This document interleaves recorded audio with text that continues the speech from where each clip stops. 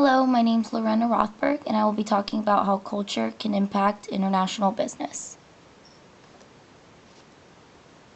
According to EY Business Journal and Jeswald W. Salakuse, different cultures can make doing business international difficult. Culture influences how people think, communicate, and behave. Also, it can affect transactions and how they negotiate. Differences in cultures can create barriers that impede or completely stymie the negotiation process. The world is extremely diverse, and it is extremely difficult for any negotiator to understand fully all the cultures. Jeswald W. Salakuse explains 5 ways of how culture can affect doing business internationally. The 5 ways he explains are the negotiating goal, if it's a contract or relationship, negotiating attitude, win or lose, lose-lose, personal style, informal or formal, communication, direct or indirect, sensitivity to time, high or low. In the first negotiating process, the negotiating goal, contract or a relationship. Negotiators from different countries might view the purpose of the negotiation differently. In some countries, the negotiations needs to be done with a signed contract. However, in other countries, the creation of a relationship between two sides is their form of a contract.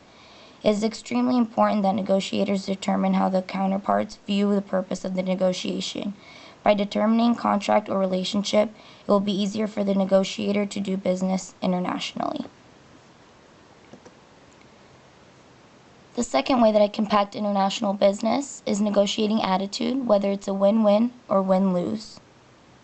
Differences in culture, personality, or both, business people appear to approach business with 2 attitudes, either win-lose or win-win.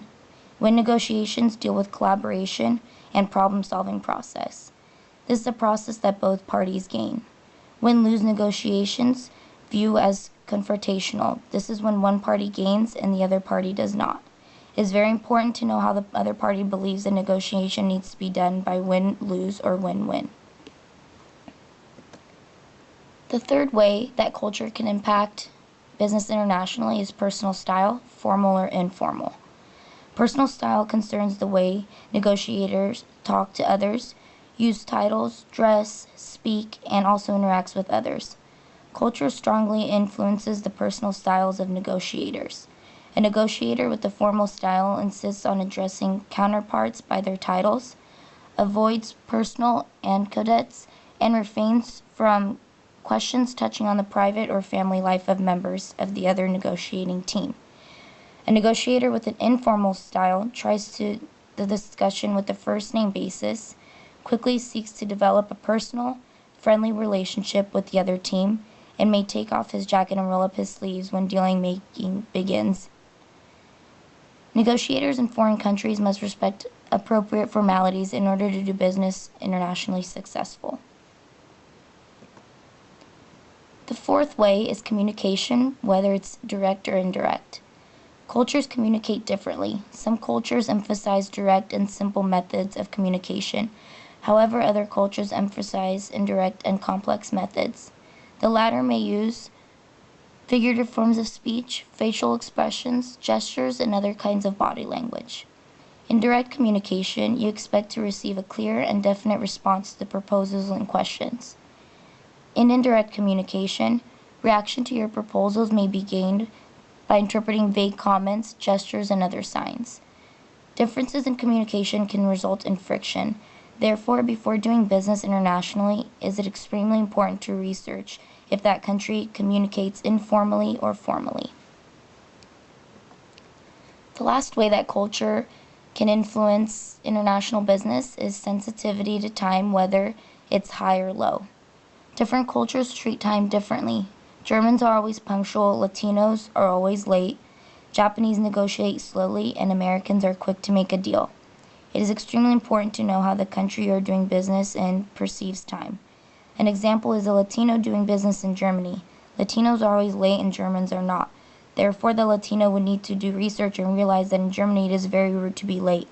If the Latino is late, the German would most likely not want to do business with them. It is important to respect the way the other country treats time. In conclusion, when negotiating business internationally, it is extremely important in doing research before doing so.